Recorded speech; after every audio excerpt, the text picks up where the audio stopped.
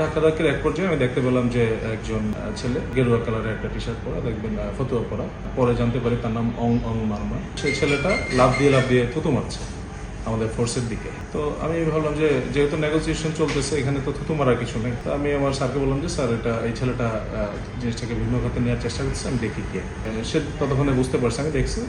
তো ও বুঝতে পেরে পিছনের দিকে চলে গেল, আমিও তাকে ফলো করে পিছনে গেলাম। ওখানে গিয়ে দেখি যে আসলে সে শুধু না, পিছন থেকে হেলমেট, ওই যে ধস্তাধস্তির সময় হেলমেট, বুলেট প্রুফ, এগুলো যখন পুলিশের কাছ থেকে ওরা কিছু ক্ষেত্রে দু একটা নিয়ে গেছিল, ওগুলো দিয়ে ঢিল মারতেছে।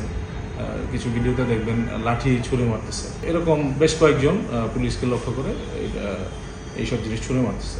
তো হঠাৎ আমি একটা ছেলেকে দেখলাম যে এই মিড আইল্যান্ডের এখানে কিছু ইটের কোনা সুরকি পড়ে আছে। তো এরকম হঠাৎ করে একটা প্রায় আস্ত একটা টুকরো ছুঁড়ে মারলো। তো আমার মনে হলো এটা তো বিশাল ইনজুরি হতে পারতো।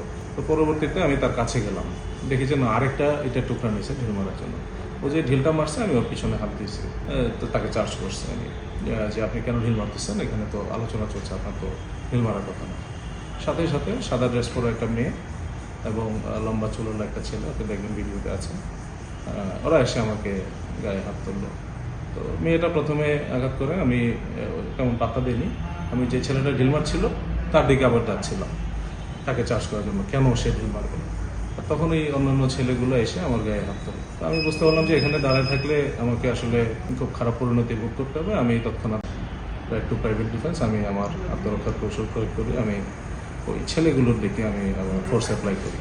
তো আমি এবং ওই জায়গাটা থেকে আমি সরে যাই যখন আমার ডিসি রমনা এবং এসআই পুলক দেখতে পাই যে আমি তাদের সাথে একটা ধস্তাধস্তিতে আছি।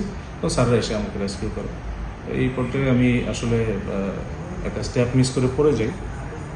আমার দুই হাঁটুতে জখম হয়েছে, হাঁটুর চামড়া ছিলে গেছে, আর হাতে ব্যথা আছে, মাথায় কয়েকটা কুশির আঘাত আছে।